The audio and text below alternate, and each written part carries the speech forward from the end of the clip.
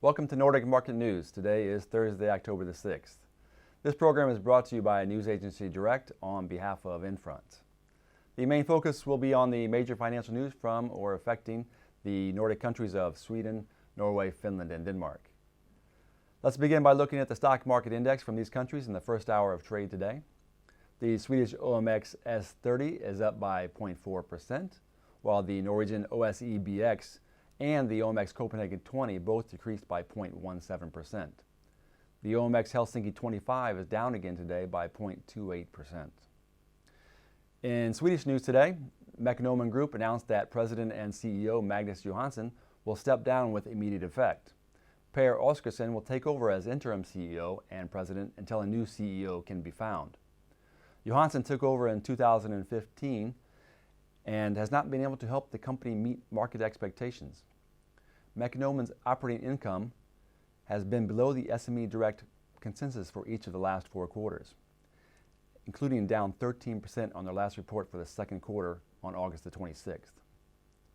In a press release from Orexo this morning, the FDA approved the sale of Zubsolv, the company's signature drug in the United States. Zubsolv is used in the treatment for opioid addiction, which includes substances such as morphine, heroin, and codeine. Sales are expected to begin in the United States in early 2017, with the latest consensus estimate for 2017 sales at 844 million Swedish crowns.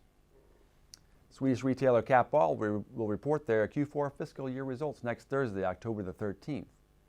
In a consensus released this morning by SME Direct, they are expected to report fourth quarter operating profit at 82 million Swedish crowns. This is an increase of almost 58% over the same quarter last year, while net sales grew only 3.2% during the same time period. In Norway, Stolt-Nielsen reported weaker than expected results for Q3 this morning. Operating profit was reported at $52.6 million, down 9% compared to the consensus by SME Direct, and 12% over the same quarter in 2015. The Norwegian Transportation and Storage Solutions Company CEO Niels Stolt-Nielsen cited various reasons for this, including a reduction in volume with a corresponding softness in spot freight rates for Stolt tankers. The Norwegian total passenger traffic RPK rose 21% in September compared with the same month last year.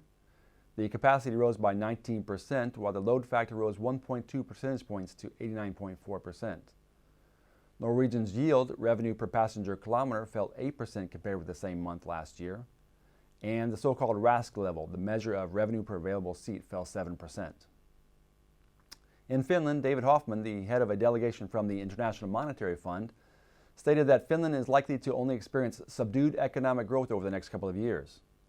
The IMF forecasts that the national economy will expand by 0.9% in 2016 and by 1.1% in 2017 as it continues its slow emergence from a protracted recession driven largely by private consumption and private investment, according to the Helsinki Times. And those were the headlines for today's program. We will be back again tomorrow with more Nordic Market News. Thank you for watching.